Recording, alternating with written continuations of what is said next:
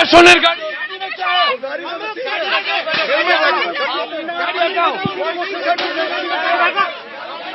ভবানীপুরে যে সখাওয়াত Memorial school সেখানে strong room এবং সেই স্ট্রং রুম চত্বরে মমতা বন্দ্যোপাধ্যায় পৌঁছে যান।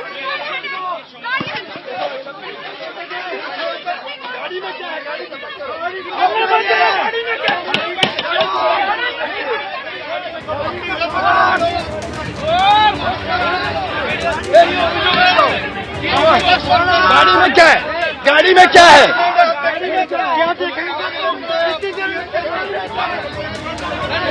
সংগ্রামের পাঁচিল লাগোয়া তৃণমূল কংগ্রেসের লোগো দেওয়া একটি বিশেষ বাস এবং সেই গাড়ি ঘিরে কলকাতা পুলিশের সঙ্গে চর্চা বিজেপি কর্মীদের।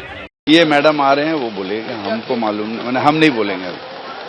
ঠিক है এখন ভাই আমার ঢুকতে দিল না, আমি জানবো কি করে? আমাকে তো গেটের বাইরে আপনি এসেছেন কি জন্য আজকে এখানে? ম্যাডাম এসছে বলেন, দেখতে এসছি তো সিকিউরিটি বললো না আপনি ঢুকতে পারেন না, আপনি অন্য জায়গার ক্যান্ডিডেট। বিভিন্ন জায়গাতে ক্ষুদিরাম অনুশীলন কেন্দ্রে অভিযোগ উঠেছে সেখানে বাইরের লোক তারা ভেতরে রয়েছে। ওটা দেখতে হবে। আমি যা দেখলাম এখানে নট অ্যালাউড, গেটের ভেতরে, গেটের বাইরে পর্যন্ত অ্যালাউড।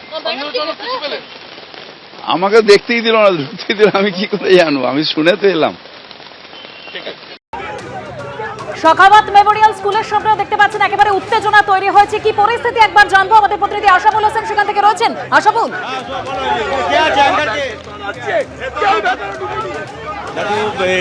সাখাওয়াত মেমোরিয়ালসে মমতা বন্দ্যোপাধ্যায় রাত্রি 8টা নাগাদ আসেন এবং এখনও তিনি এই স্কুলের ভেতরে তিনি রয়েছেন এবং তার সঙ্গে তার এজেন্টও রয়েছেন। নিয়ম মেনেই মমতা বন্দ্যোপাধ্যায় তিনি এসছেন, কারণ তিনি ভবানীপুর বিধানসভা কেন্দ্রের প্রার্থী এবং তার এজেন্ট তারা ভেতরে ঢুকতে পারেন।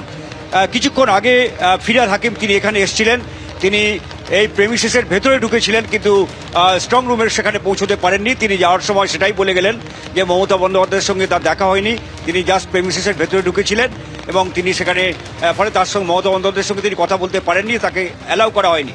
কিন্তু কিছুক্ষণের মধ্যে আমরা দেখলাম যে শুভেন্দু অধিকারীর যে এজেন্ট তিনি এখানে এলেন এবং তিনি বললেন যে কি করে ফিরহাদ হাকিম তিনি এখানে ঢুকলেন, তিনি তো এখানকার প্রার্থী না। প্রথমে তিনি বলেছিলেন যে মমতা বন্দ্যোপাধ্যায় কিভাবে এলেন, তখন পুলিশের পক্ষ থেকে বলা হলো প্রার্থী এবং তার এজেন্ট এখানে ঢুকতে পারে, ফলে কোনো অসুবিধা নেই। তারপর তিনি প্রশ্ন তুললেন তাহলে ফিরহাদ হাকিম এলেন। আশাফুল, তুমি আমাদের সঙ্গে থাকো। কুণাল ঘোষ এবং রয়েছেন এখানে শশী পাঁজা, দুজনে তিনি রয়েছেন।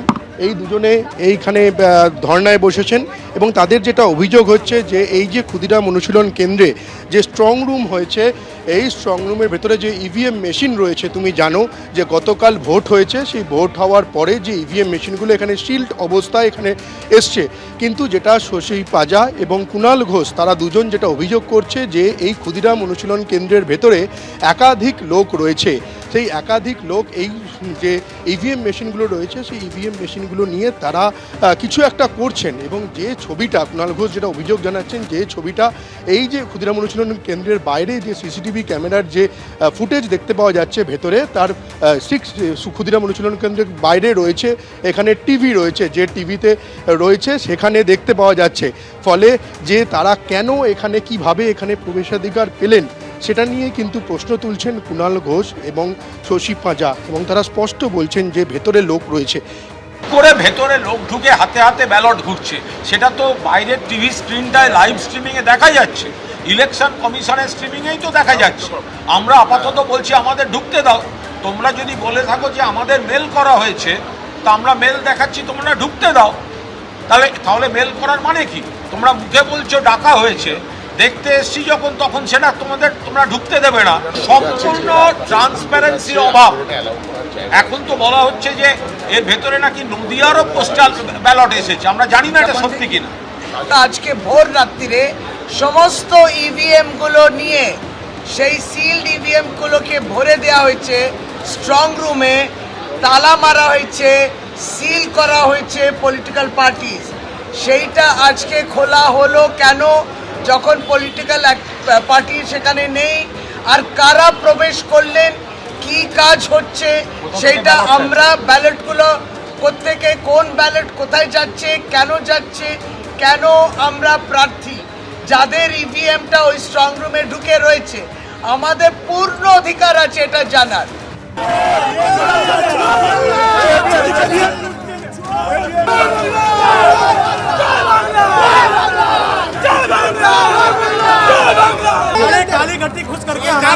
वहाँ पर ये कर रहे हैं वो দেখে না তো সব দেখে সব দেখে সব দেখে না সব দেখো এখানে जय बंगला का नारा दे रहा हूँ मैं तो सबको उठाइए हम लोग रुके गाड़ी से दो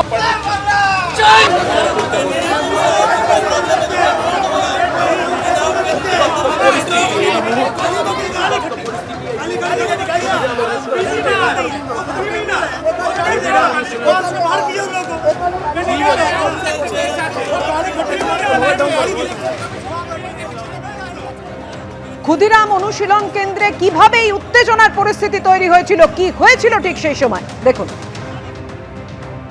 এই মুহূর্তে ক্ষুদিরাম অনুশীলন কেন্দ্রের বাইরে ব্যাপক উত্তেজনা তৈরি হয়েছে।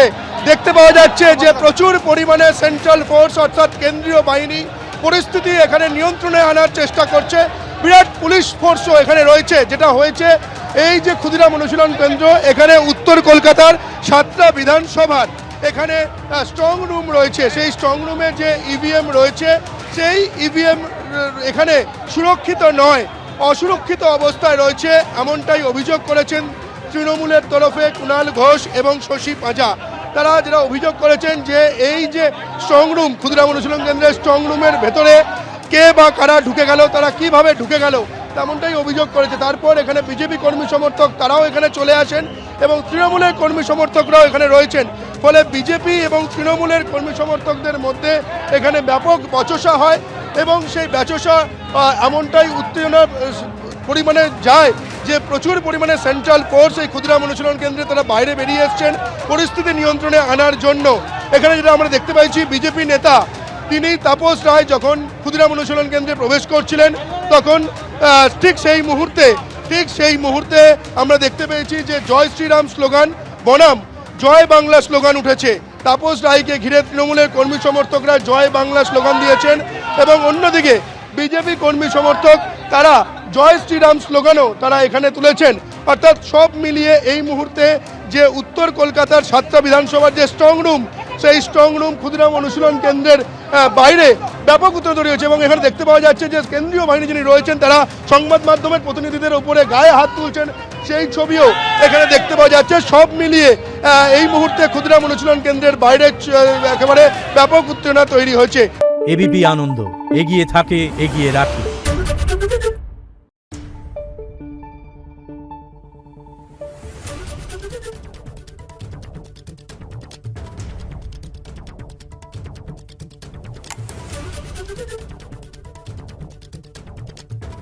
Thank you.